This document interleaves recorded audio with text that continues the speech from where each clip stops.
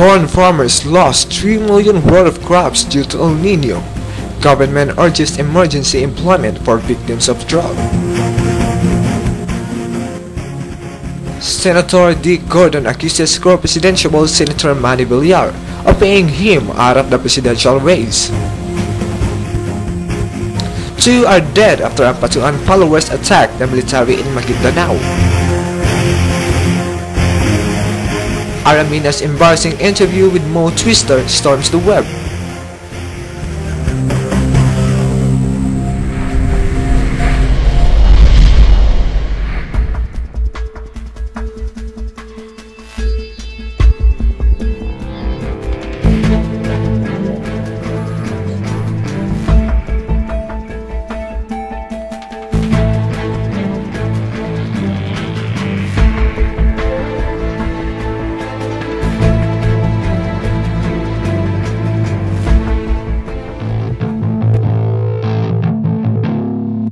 Good evening, Philippines. Today is Friday, March 5, 2010, and this is The Focal Point.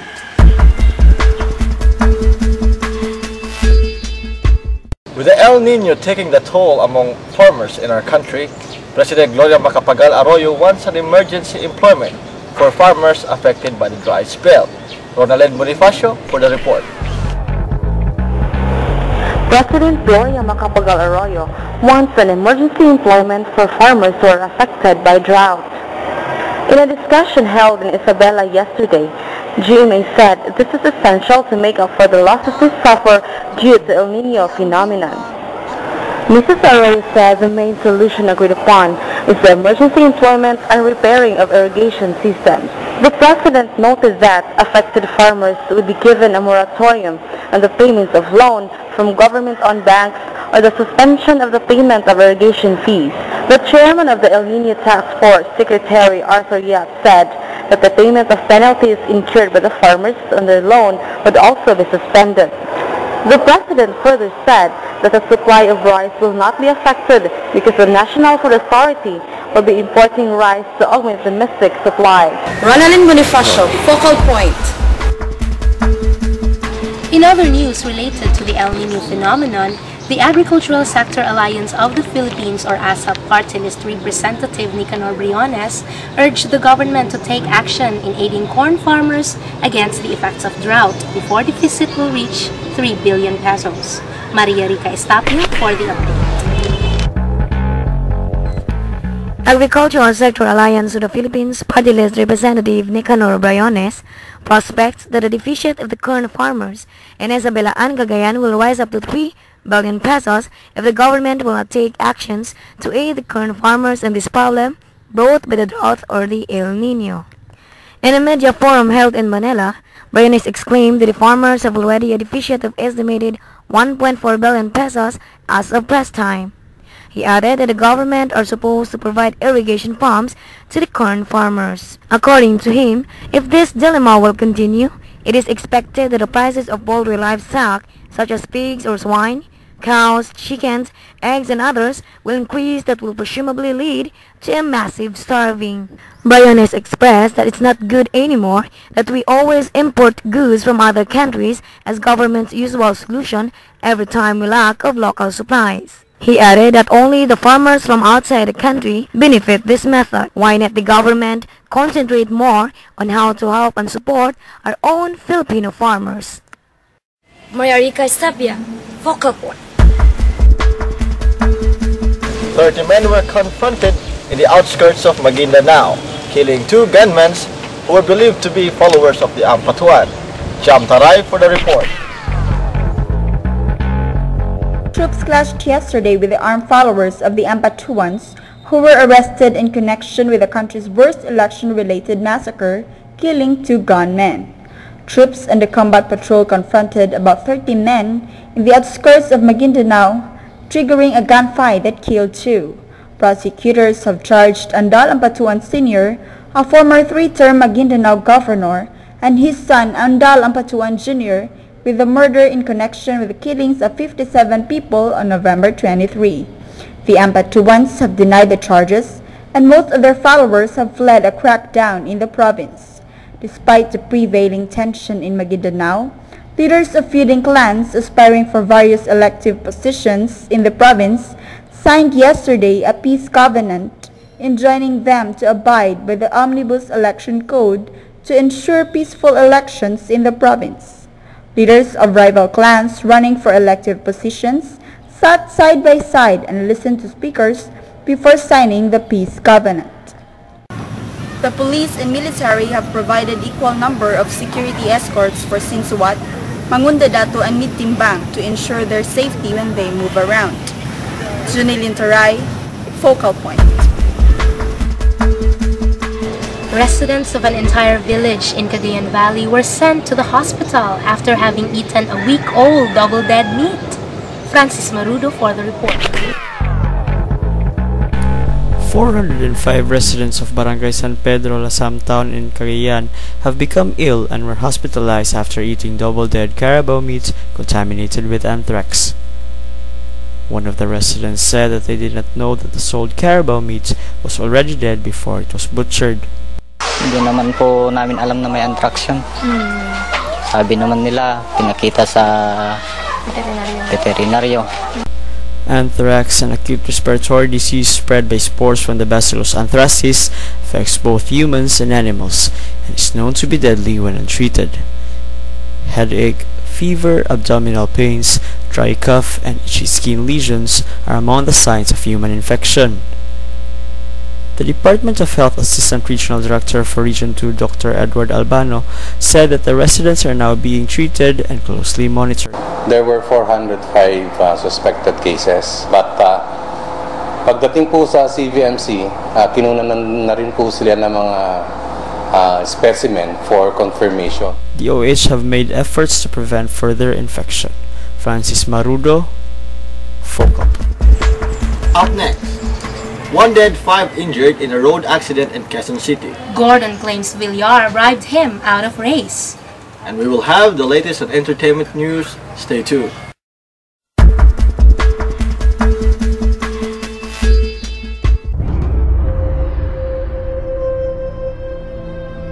He is the last of his kind.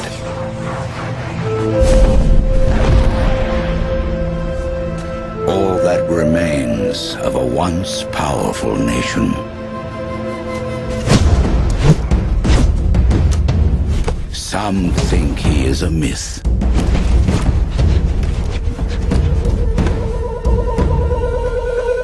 Some believe he is the chosen one,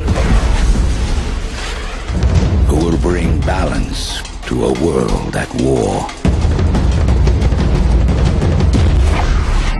And some will stop at nothing to destroy him.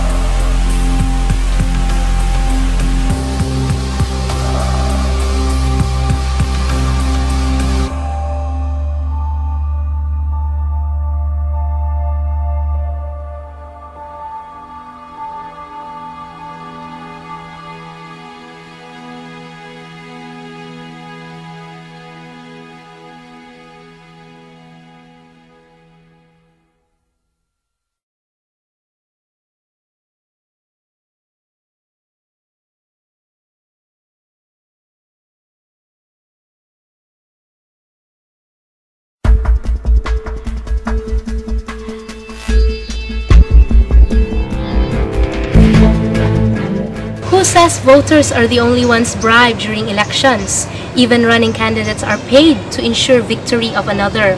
Senator Richard Gordon says that Senator Manny Villar tried to pay him to back out of the presidential race. More details from Esther Abarquez. Senator Richard Gordon on Tuesday accused fellow presidential aspirant Senator Manny Villar of attempting to bribe him to withdraw from the race. In an interview on radio DVBB, Gordon claimed Villar sent an emissary recently and offered him a cabinet position and reimbursement of his campaign expenses in exchange for backing out of the presidential election. Ano kanyo? Ulitin nyo nga kayo binibili? Yes, about a week before the campaign, bago magsara ang Senado, mga few days before, may lumapit sa akin, malaking tao, at sinabi sa akin, iurong ko yung suporta kay Senator Enrile, at kung ako'y gagawin niya at magiging President ulit si Villar, ayun na lang ang botong hinihintay, yung akin na lang. At sasabihin ko sa inyo, sabi niya gano'n, babayaran ko lahat ang ginastos mo, at yung kakampanya mo, yung pagkampanya mo, kung umatras ka, bibigyan kita ng anumang pwesto sa kabinete. Totoo po yan. Sino yan? Sino yan? Yung babayaran daw, sinusubukan kayong bilhin. Si Villar. Siya mismo? Hindi. Yung pinadala niyang tao, galing kay Villar. Nationalista Party Senatorial Bet and Villar spokesman Gilbert Remula dismissed Gordon's allegations of hogwash and nothing more than an attempt to latch onto Villar's growing popularity and create publicity for himself. Remula said Villar's campaign is running smoothly as evidence for the last presidential survey by Pulse Asia, which showed him as a statistical tie with the Liberal Party standard bearer, Senator Benigno Noynoy Aquino III. Gordon is the second presidential bet to claim being offered money by a rival to quit the presidential election. And this is Esther Abarquez for the news. A week has passed since 8.8 magnitude hit Chile, but search and rescue operation continue to find more dead bodies in the wreck left by the monster's calamity. For the updates, here's Mark Anthony Gasso. Chile is now officially in a state of catastrophe. The earthquake that hits the south of the country has stunned its communication, damaged buildings, and spots tsunami warning in 53 different countries. Death rises to hundreds. Many more have been left homeless, injured or missing. Terminals are affected too, as traffic is completely suspended, with thousands of tourists being stranded. Other forms of transportable are being completely affected, as well as many infrastructures has been rendered useless. In other parts of the world, precautions are being taken before the devastating tsunami could strike at any moment. And for the focal point, this is Mark Anthony Gasso. Breaking news! A mentally ill woman has been kidnapped and raped, plus an exclusive interview with the alleged suspect.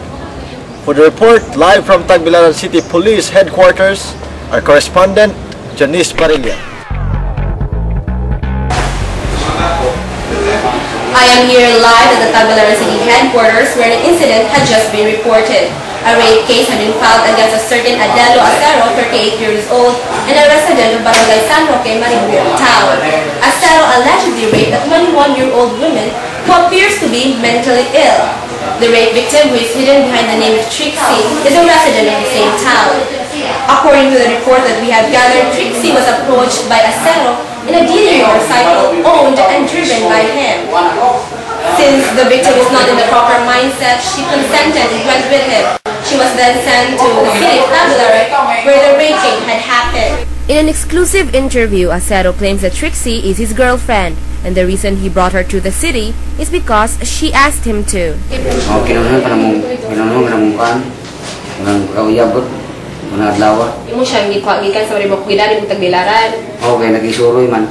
Report says that the victim, after she was raped, was sent by the suspect to her hometown.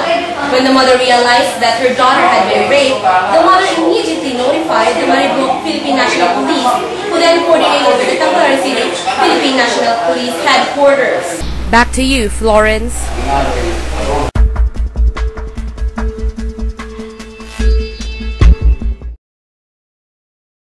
As we anticipate for the dry season associated with summertime, let us check if there is still hope for a rain shower or two. Here's Mark Nilotero for the weather forecast. The entire archipelago will experience partly cloudy skies except for isolated rain showers or thunderstorms mostly over the eastern sections of Visayas and Mindanao. Moderate to strong winds coming from the east and northeast will prevail over the eastern sections of southern Luzon, Visayas, and Mindanao, and coastal waters along these areas will be moderate to rough. Light to moderate winds blowing from the northeast over the rest of Mindanao and coming from the east to southeast over the rest of the country with slight to moderate seas.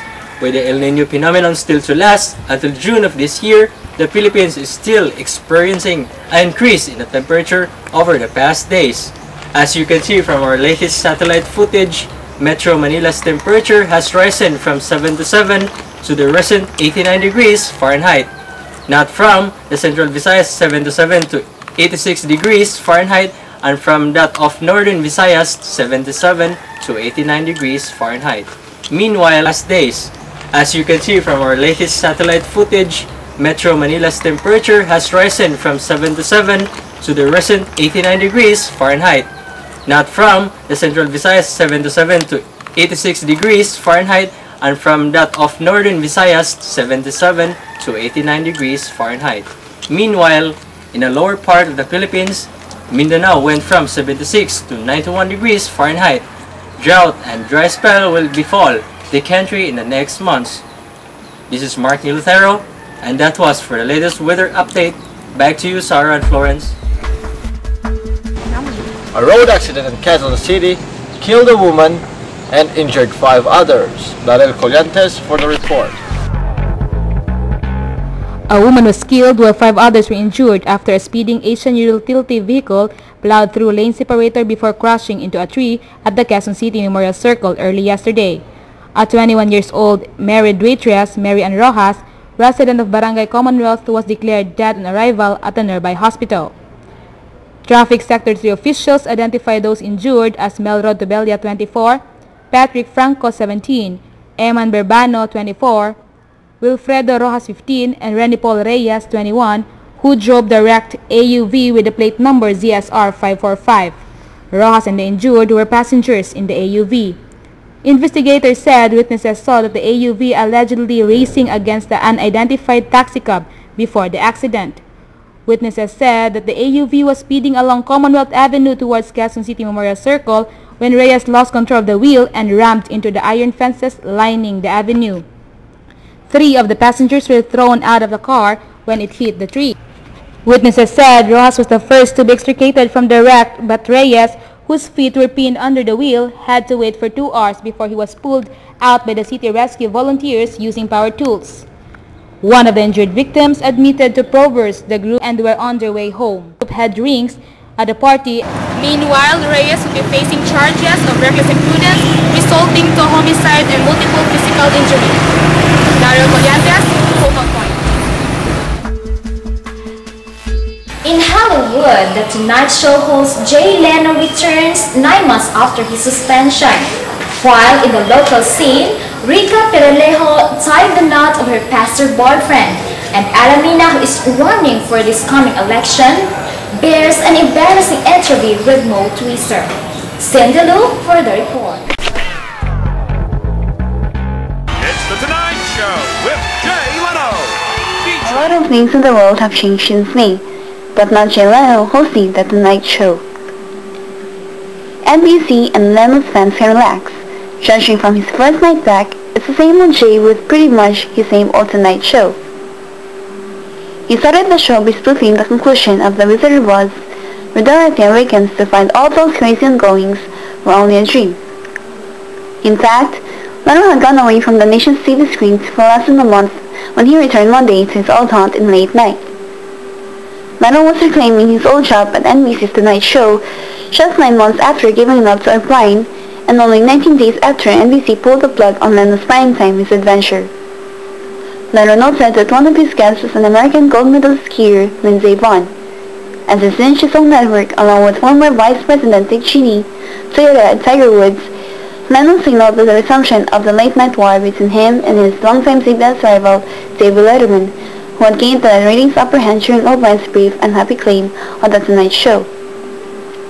Lennon's other welcome back guests included Jamie Foxx and singer-songwriter Brad Paisley. NBC is praying that Lennon will comfortably settle in behind that new desk on the not particularly new Tonight Show where he ruled late night for much of 17 years.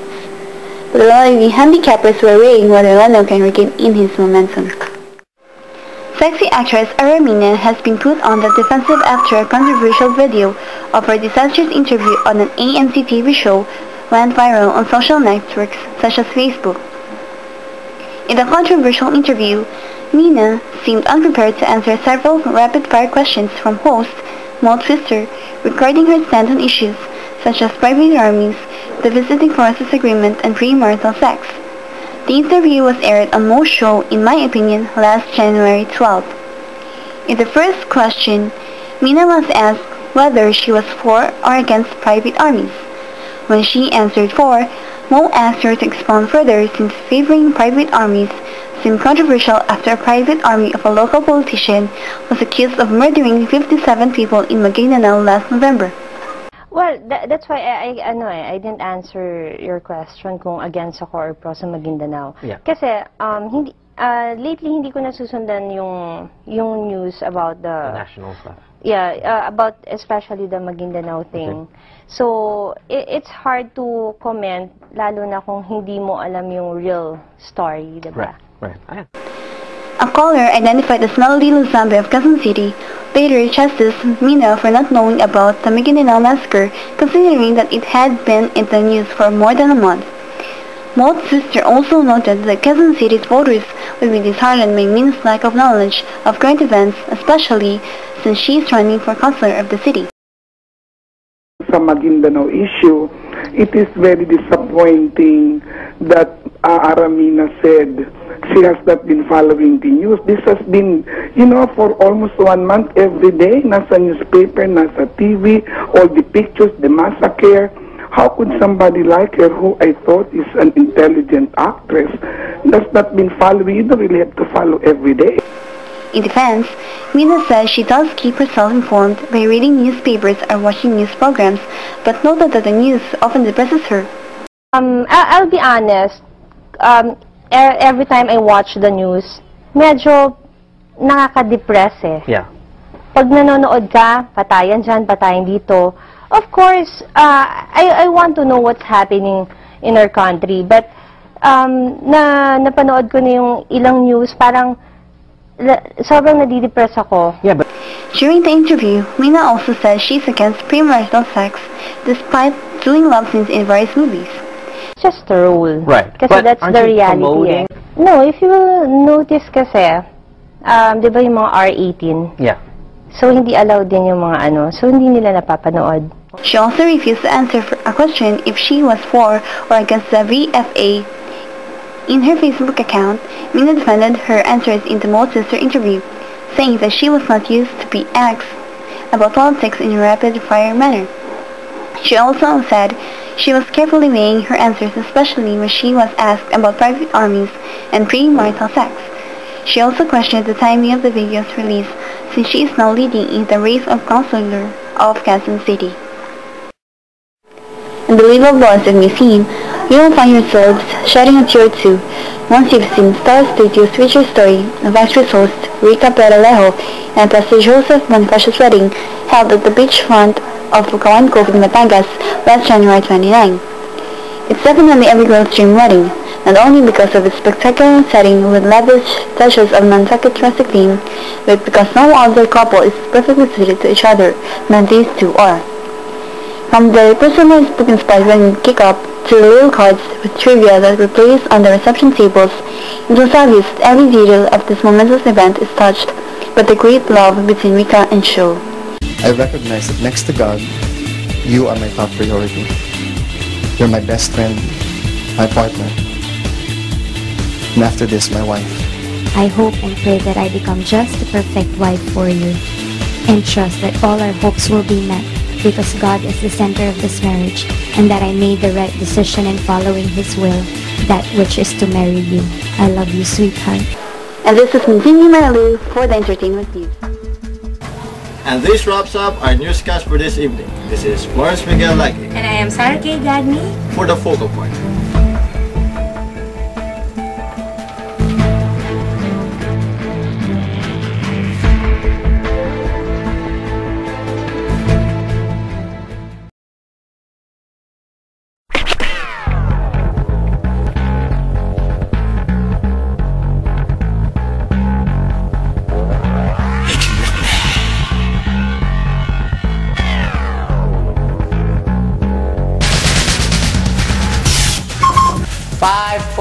In Hollywood, tonight, the raping happened. Reports said that after she was raped, she was then sent home by the victim. The entire archipelago will experience partly cloudy skies except for the isolated rain. Yes, will be facing charges against reckless imprudence resulting to homicide. While Rita Acero allegedly raped a 21-year-old woman who appears to be mentally ill. Ronaldin Bonifacio, focal point. Ayaw kayo ito.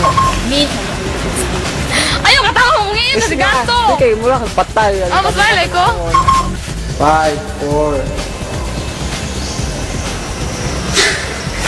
Smile, Uy! Oh, smile, just smile! And mitimbang to ensure their safety when they move around. To leading to right, focal point.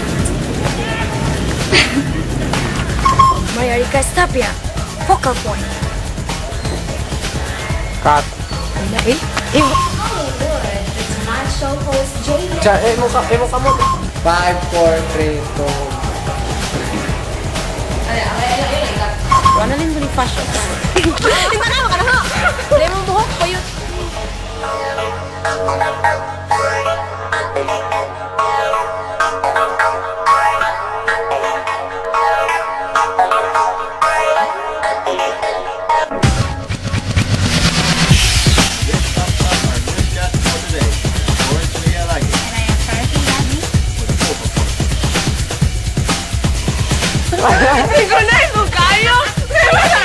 Good evening, folks. Today is February 8, Friday. This guy Quezon City killed a woman today. Cái này mo magkikuan. 5, 4.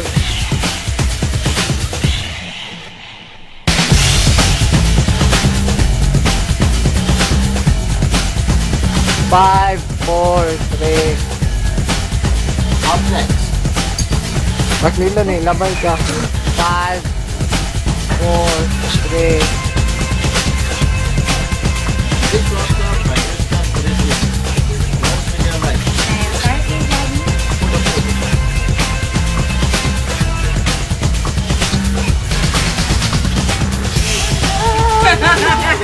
Happy naman na to,